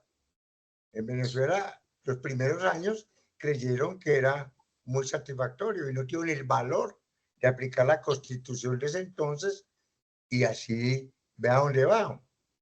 En Venezuela es un reflejo de lo que podría pasar aquí. Entonces, debemos aceptar que si el 109 se aplica, tenemos que ser mucha fe y con mucha fortaleza aceptar las condiciones futuras. Claro. Y ese sería además un antecedente supremamente importante, pero vamos a ver. Ahora, la otra cosa es que los que tenemos fe oramos permanentemente, yo por lo menos lo hago insistentemente, a ver qué de lo alto nos puede llegar también. Sí, como dejaste el 109 como por allá cobijadito a un lado, ahora vale la pena discutir ese 109 aplicado. Doctor Ignacio, con respecto a esa pregunta suya, de si resultara que en este país se aplicara el 109, ¿cuáles son los líderes que nosotros tenemos para reponer ese liderazgo negativo? ¿Dónde están los líderes? ¿Quiénes son? ¿Cuáles son? ¿De qué sirve Álvaro Uribe en este momento? ¿De qué sirve, diga usted, la Cabal? ¿De qué sirven Vicky? ¿De qué sirven en este momento? Pregunta tan berraca. Es una contrapregunta. Pero realmente sí hay gente capaz. Pero diga cuál es. Doctor, lo que pasa es que, perdóneme. Ingeniería. Sí, hay mucha gente capaz, que lo que pasa Lo que pasa es que hay gente que es capaz, pero que no es politiquera, pero que si se necesitara, podría asumir y tendría gente capaz en Colombia, tenemos mucho.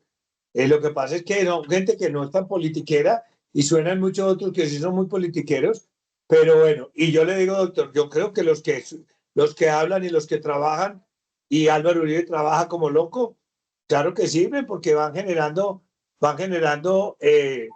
entre otros con confianza en mucha gente y van haciendo mensajes muy claros, muy precisos de lo que corresponde. Yo no soy yo amigo de los que son muy beligerantes porque precisamente lo que algo tenemos que hacer en Colombia es bajar un poquito la presión y tratar de buscar un entendimiento más respetuoso y más de un nivel de decencia que se ha ido perdiendo tremendamente. Pero gente capaz hay mucha, hombre. Y yo le digo una cosa, lo que pasa es que para empezar hay que empezar de la buena fe.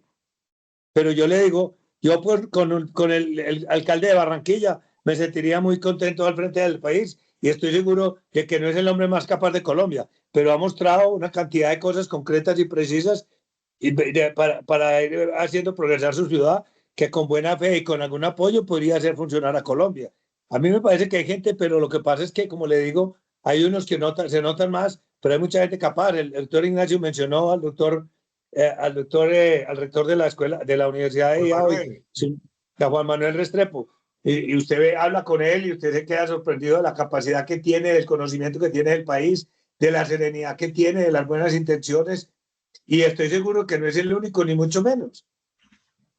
Es que yo recuerdo cuando en 1957 se tumbó al general Gustavo Rojas Pinilla, que era ingeniero civil y que hizo muchas obras civiles para Colombia.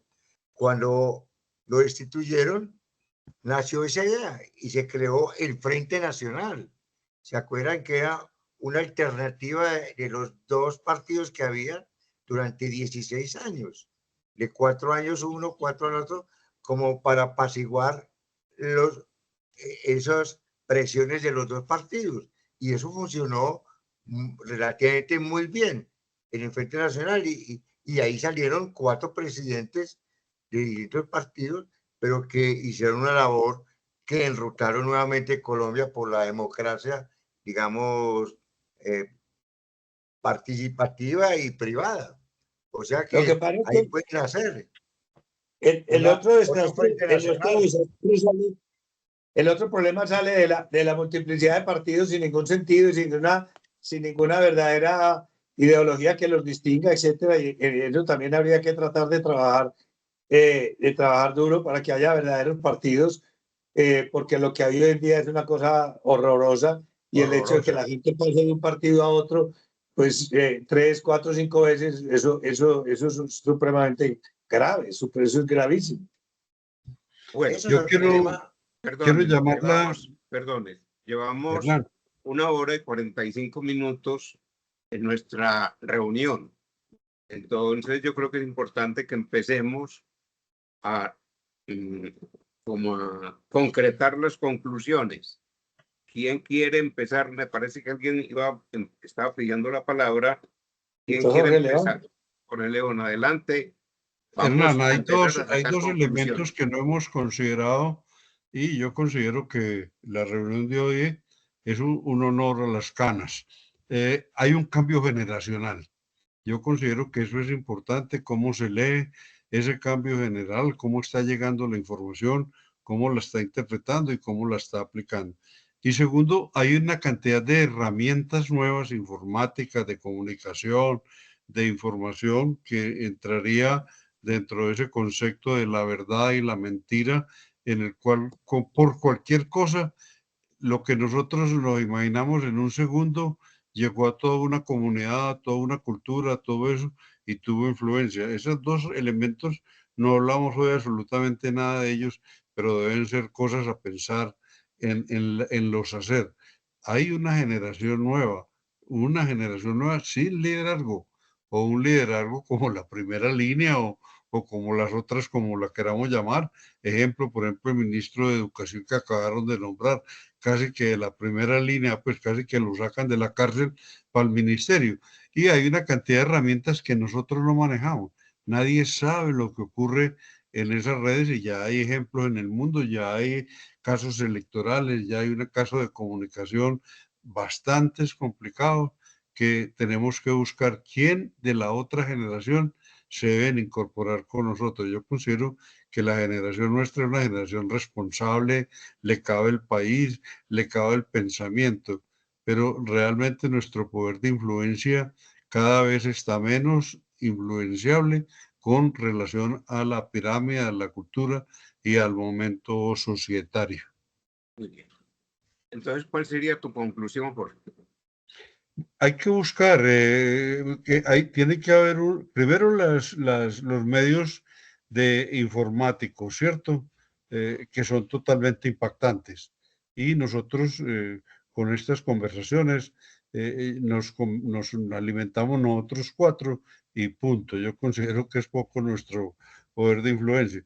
Pero quien entra a una red, quien entra a una serie de cosas, realmente crea mensajes, crea titulares, crea una cantidad de cosas que puede romper un momento político. Yo no sé si te metes hoy a internet, hoy tenés toda la información al centímetro de lo que está ocurriendo en el paro. Y no es a favor de arreglar el paro, sino cómo hacemos del paro mucho más complicado para entrar a bloquear la economía.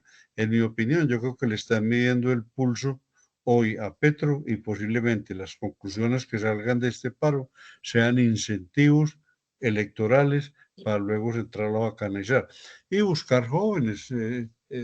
Yo estoy en la universidad y uno no encuentra liderazgo joven. Esos muchachos ya están en una generación que el país no les cabe. Bien, bien. Ignacio, ¿qué conclusiones sacas? Bueno, en primer lugar, felicitar a nuestro querido Rodrigo por una cosa, porque leyó nuevamente la Constitución.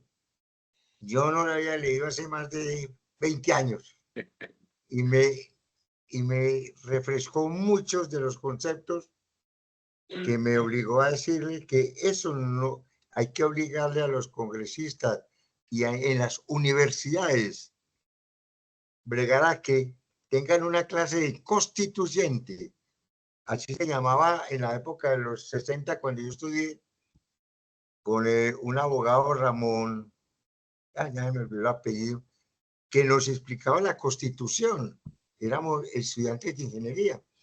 Yo ahora no veo una cátedra ni en el colegio ni en la universidad donde se lea en media hora o en 45 minutos, que se lean esos 40 artículos que leímos hoy y que pongan a esos estudiantes a opinar sobre eso para que ellos crezcan con esa cultura de que hay una constitución que rige todo el destino de un país.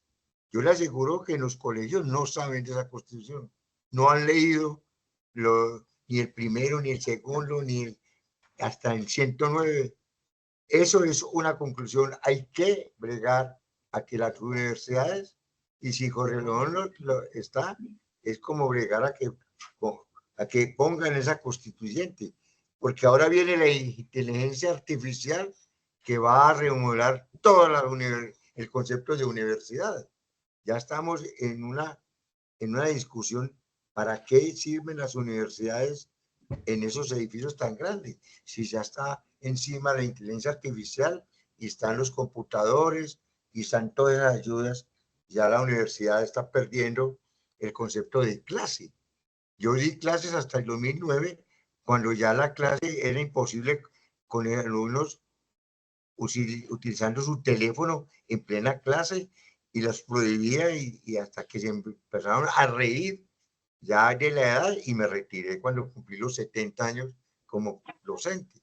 Pero en las unidades y en los colegios y nosotros a nuestros hijos les debemos decir, hay una constitución y léanla por favor. O sea que yo le agradezco mucho a Rodrigo que nos haya recordado esas obligaciones y cómo nos podemos enfrentar a esa nueva o esa próxima vida de Colombia. ¿Qué otra conclusión Gracias, sacarías, doctor Ignacio? Ernesto. Ignacio, ¿qué otra conclusión sacarías? Bueno, la otra conclusión que tenía aquí es la de los valores éticos, ese concepto de libertad, bien y el mal, la verdad y la justicia. Eso es importantísimo que nosotros tengamos muy presente bajo esos parámetros de la ética que encierran la conciencia y la educación. Eso para mí fue fundamental, conocer esos pilares de la ética hoy. Perfecto. Emilio, ¿quieres participar?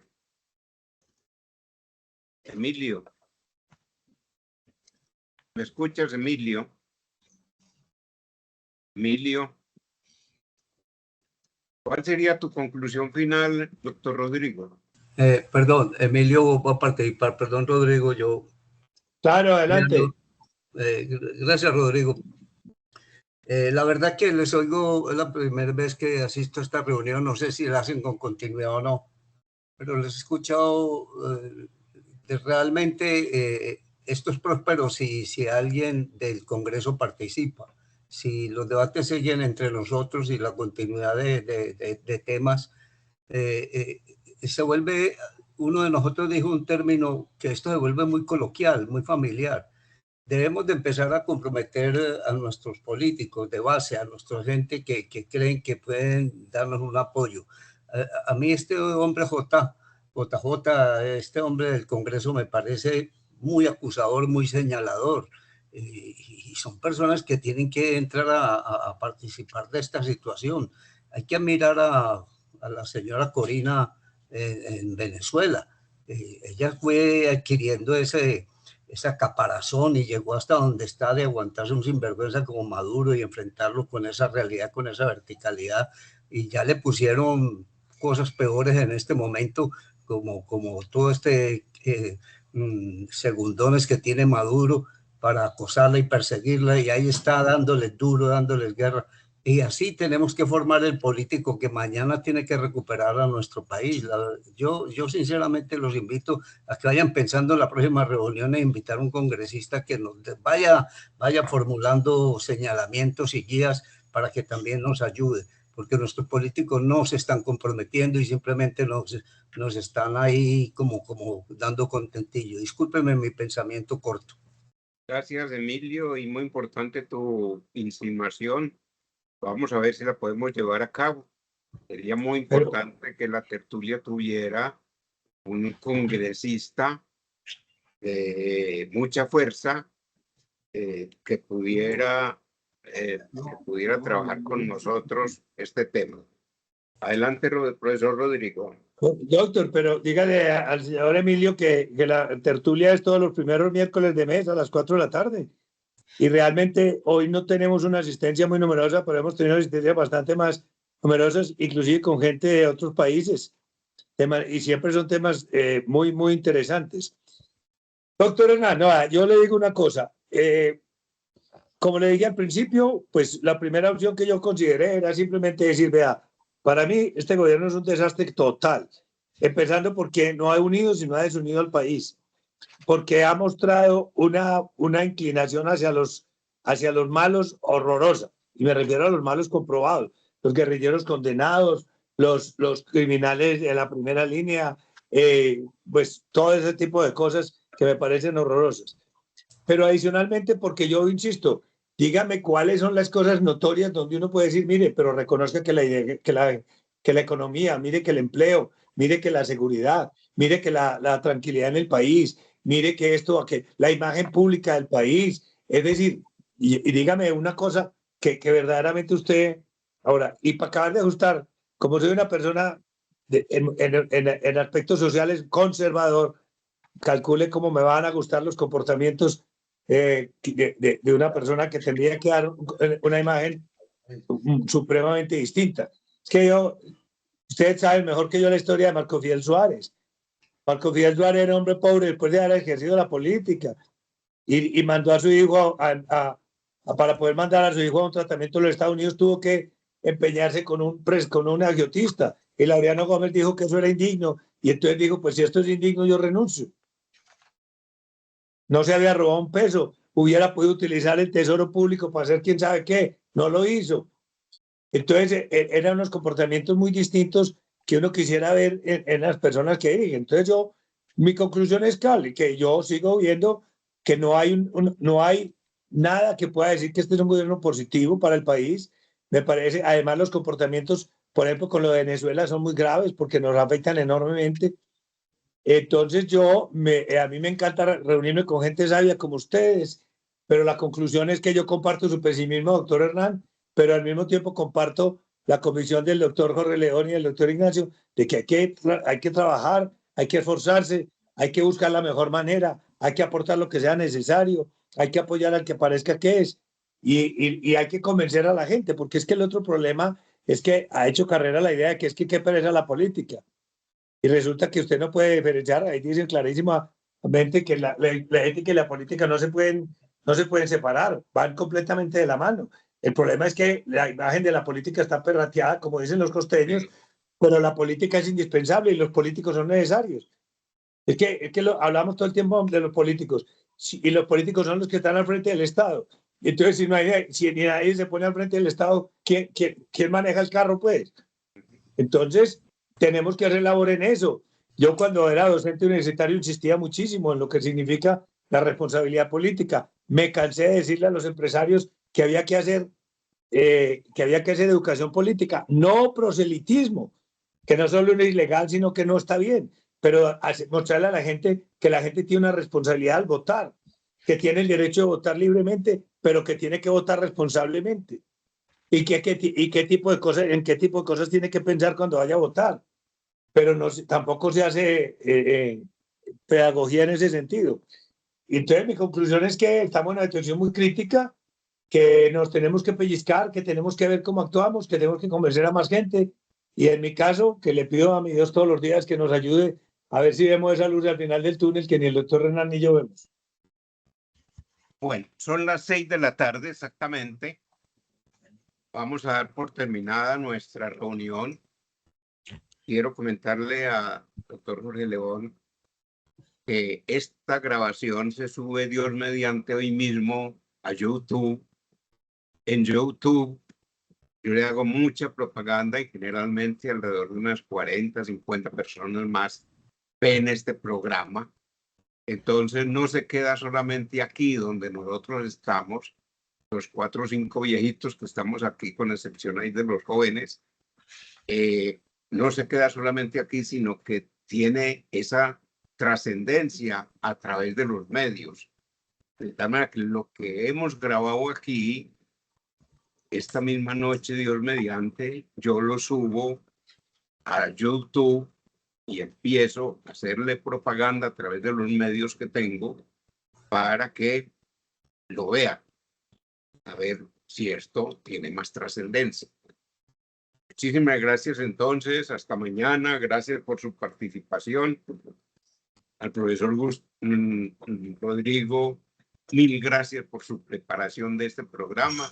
Yo lo cogí quizá de una manera muy corta y muy comprometedora, pero yo creo que nuestra reunión salió bien y que las conclusiones que tenemos son conclusiones muy válidas que le van a aportar mucho a quienes tengan la oportunidad de leer. Hasta luego entonces y muchas gracias. Muchas gracias. Muy bien, saludarlos y verlos. Muchas gracias. Disfruté la compañía de ustedes, me gustó, fue muy agradable. Yo diría que hablar entre personas libres es muy rico. Feliz noche. De acuerdo totalmente. Felicidades. Emilio, gracias por estar con nosotros y recuerda cada 8 días, por favor, por acá, cada 15, perdón, cada mes. Mil gracias a todos ustedes, compañeros. Un placer para mí haber participado con ustedes y volverlos a ver como siempre los vi. Gracias.